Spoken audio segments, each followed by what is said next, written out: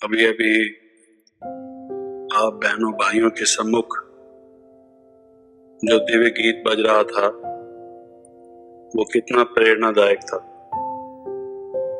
जीवन में हमारे कर्म की दिशा क्या हो, हमारा जीवन कैसा हो, उसका लक्ष्य हमारे सामने प्रस्तुत कर रहा था।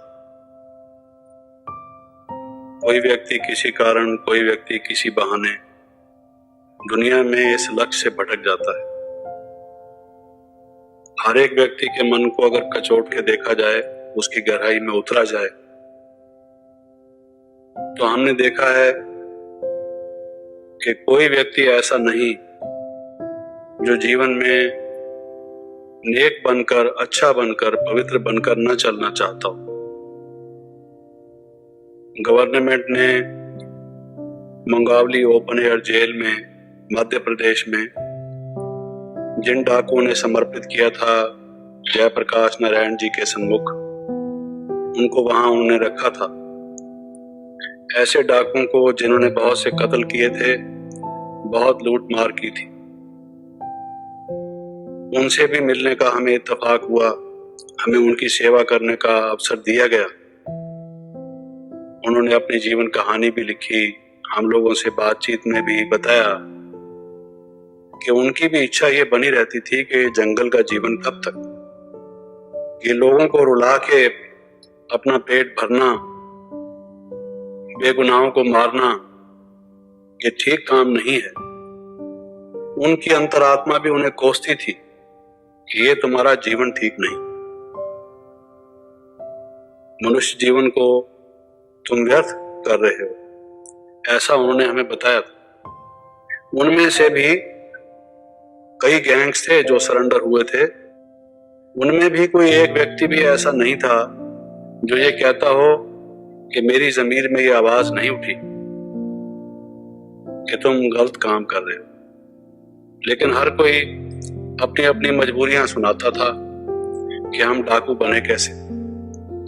जैसे आपने वाल्मीकि की कहानी सुनी होगी, गलतफहमी में उसने ये सोच रखा था कि डाका डाल के अपने घर वालों का पालन पोषण करना है। और आपको मालूम है कि जो साधु उस रास्ते से गुजर रहे थे, उसको उसने बांध दिया था ये घर में जाके पूछने के लिए कि घर वाले उसके साथ शामिल होंगे कि नहीं जब उसके कर्मों की सजा उसको मिलेगी। तो वो किस निष्कर्ष पर पहुंचा था? घर वालों ने क्या कहा था कि आपने ये घर, ये कुटुंब रचा है, इसलिए आपका उत्तरदायित्व तो है कि हमारा भरण पोषण आप करने के निमित्त हैं, लेकिन हमने ये तो नहीं कहा कि तुम डाका डाल के हमें खिलाओ, आप अच्छे ढंग से कमाओ, ये गलत तरीके से क्यों कमाते हो? तो उसके मन में भी ये आवाज उठी कि मैं गलत काम कर रहा हूं। और जब उसके मन में ये संकल्प आया तो आप देखते हैं कि कितनी बड़ी एक रामायण उसने लिख ली। उसके अंदर कितनी शक्ति मन में थी, लेकिन वो दबी पड़ी थी। कितना बड़ा सुंदर कवि था वो, कितनी अच्छी कविता उसने लिखी। बाद में कितने लोगों ने उसको फॉलो करने की कोशिश की। लोगों ने यूनिवर्सिटीज में रिसर्च कर करके उसके पर पीएचडी, डॉक्टरेट प्राप्त की, लेकिन तब तक उसका ये विकास नहीं हुआ था, उसकी इन अच्छी शक्तियों का प्रयोग नहीं हुआ था समाज के कल्याण के लिए, जब तक कि उसकी जो ये गलतफहमी थी, जो अपने लक्ष्य से वो भटक चुका था कि कमाना तो है, घर वालों का पेट तो भरना है, लेकिन इस तरीके से नहीं, रक्तपात करके दूसरों के हक को छीन कर नाजायज तरीके से नहीं। ये जब उसकी बुद्धि में बैठा तो समाज को मर्यादा में बांधने वाला एक कैसा ग्रंथ उसने रच डाला। ऐसे ही संत तुलसीदास की कहानी हम जब सुनते हैं तो हम देखते हैं कि उसके मन में वासना प्रधान हो गई थी। एक समय ऐसा था, विवाह के बाद वो एक रात्रि भी अपनी पत्नी के बिना रह नहीं सकता था। और आपने सुना होगा कि जब एक दिन उसकी पत्नी मायके में गई तो वो रात भर भी रह नहीं सका। आधी रात को उठ के उसके मायके में गया, दरवाजा बंद था, खिड़की खुली थी, ऊपर की मंजिल में वो सोई हुई थी। कोई कहते हैं रस्सी पकड़कर, कोई कहते हैं सांप पकड़कर, चलो चाहे जैसा भी हो, वो ऊपर की मंजिल में चला गया उस सोई हुई को जाके जगाया। डर गई वो कि ये कौन है, तो बोला मैं तुलसीदास हूं, डरने की बात नहीं।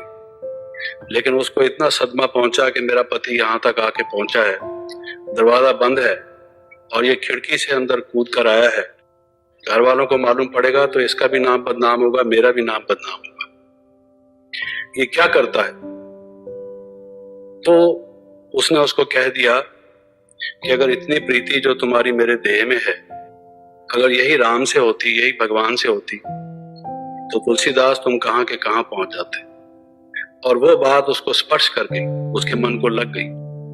तो पहले से अंदर कोई योग्यता तो अंतर्निहित होती है, अच्छी आवाज तो होती है, लेकिन उसको मजबूत करने के कोई निमित्त बनना चाहिए, जिससे कि मनुष्य के जीवन में परिवर्तन आ जाए।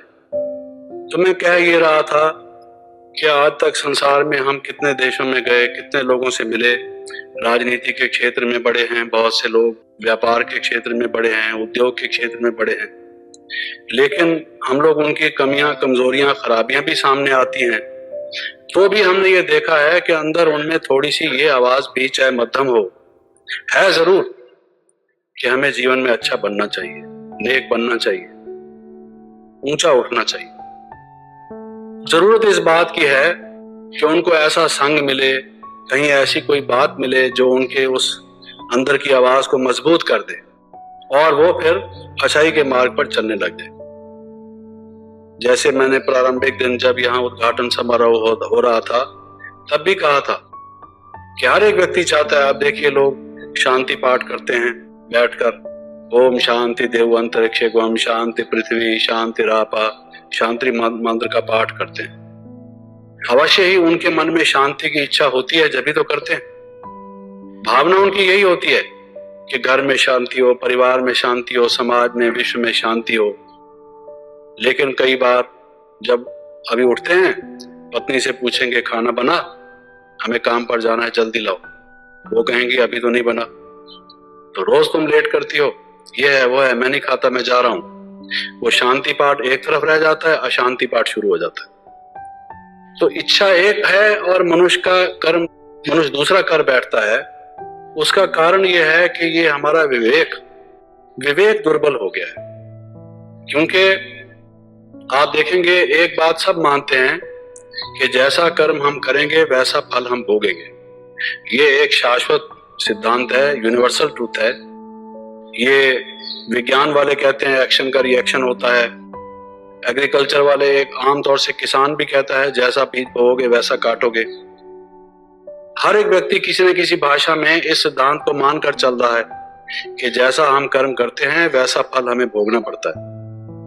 लेकिन अब सोचने की बात यह है कि ये भी मालूम है और कर्म हम अच्छा करना भी चाहते हैं, जैसे मैंने पहले कहा, लेकिन हमें ये आगे इसके बाद मालूम होना चाहिए कि हमारे जो कर्म हैं वो निर्भर करते हैं हमारे विचारों पर। कर्म करने से पहले मनुष्य के मन में संकल्प उठता है, विचार उठता है। मेरे पांव चलना शुरू तभी होंगे जब पहले मेरे को ये विचार आएगा कि यहां से मुझे फलां जगह जाना है। तो कर्मों को प्रेरित करने वाला, हमारे कर्मेंद्रियों से कर्म कराने वाला जो मूल शक्ति का स्रोत है वो है हमारा मन। तो जब तक मन ठीक नहीं होगा, कर्म ठीक कैसे होंगे? जब फाउंडेशन उसकी वो है तो। और मन कैसे ठीक होगा? मैंने आपको बताया कि विचार दोनों तरफ के आते हैं, अच्छा भी विचार आता है, खराब भी विचार आता है। समाज का वातावरण इतना दूषित हो चुका है, लोग देखते हैं कि ये व्यक्ति बेईमानी से काम करके, अदला बदली करके, कई हथकंडे अपनाकर इसने कई कारें ले ली, कई नौकर रख लिए, कई भवन बना लिए, सोना चांदी इकट्ठा कर लिया, इसकी प्रतिष्ठा हो गई समाज में। जब व्यक्ति उसको देखता है कि ये तो पनप रहा है और मैं अच्छा नेक की बात कह के मैं पिछड़ गया हूं, लोग ये शब्द प्रयोग करते हैं, ये मेरा शब्द नहीं है, कहते हैं कि हम बैकवर्ड हो गए, हम पिछड़ गए। हम तो साइकिल पर जाते हैं अपने दफ्तर में और हमारे साथ का ये जो है, ये भी बाबूजी था, इसने अंडर द टेबल पैसे लेके लोगों से लेके अब अपना फ्लैट ले लिया डीडीए से, या जिसकी प्रदेश में जो कोई बना हुआ है ऐसा अधिकरण या संस्थान जो जमीन अलाट करता है, तो उससे लेके इसने भवन बना डाला और हमने सिर छिपाने की जगह कोई नहीं बनाई, हम तो वैसे के वैसे रह गए। तो लोग आमतौर से ये कह देते हैं कि हम तो पिछड़ गए और ये आदमी हमसे आगे निकल गया। तो संसार में मनुष्य के प्रलोभन हैं, उत्तेजना है, अनेक प्रकार की परीक्षाएं। जैसे गीत में कहा जा रहा था, ये जन्म तुम्हारा इम्तिहान है। हर वक्त हमारी परीक्षा हो रही है कि हम ये कर्म करें या ये कर्म करें। एक मित्र हमारे सामने आता है, उसके लड़के ने मर्डर कर लिया और कहता है जी आपने चलना है, आपने गवाही देनी है। ये लड़का तो उस दिन इस शहर में था ही नहीं, ये तो फलां शहर में मेरे फलां रिश्तेदार के पास गया हुआ था। और आपको लगता है कि ये हमारा पुराना मित्र है, हम पर विश्वास करके आया है, लड़के की लाइफ एंड डेथ का सवाल है, और अगर हम इसको इस समय मदद नहीं करते, हमारी सारी उम्र की इससे मित्रता, दोस्ती ये खत्म हो जाएगी। और अगर हम करते हैं तो झूठ बोले, हमें इस चीज का पता ही कुछ नहीं, हम कैसे झूठ बोले। तो ऐसे बहुत से लोग हमारे जो मित्र कहलाते हैं वो हमें गलत हमसे काम कराने के लिए आ जाते हैं।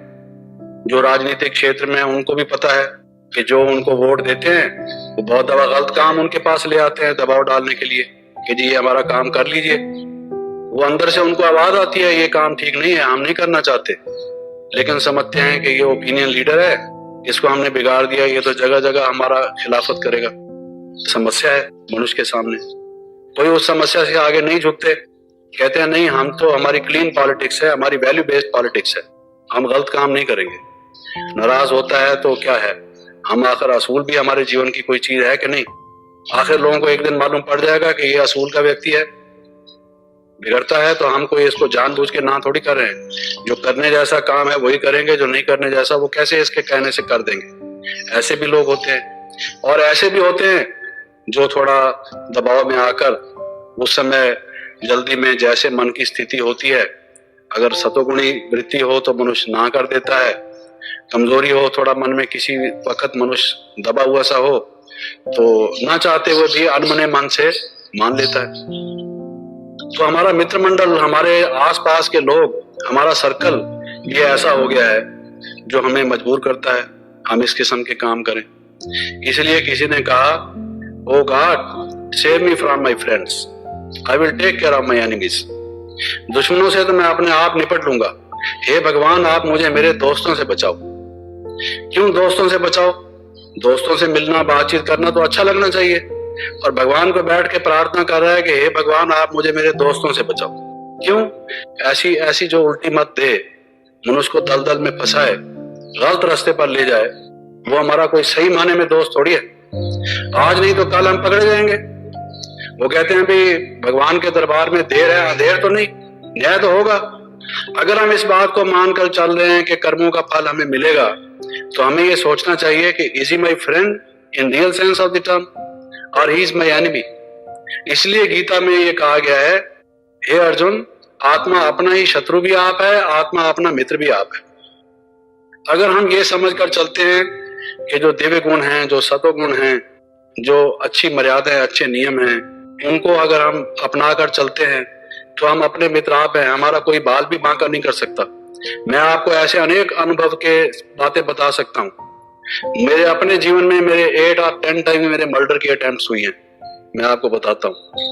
And I have faced so many problems, so many difficult situations in my life.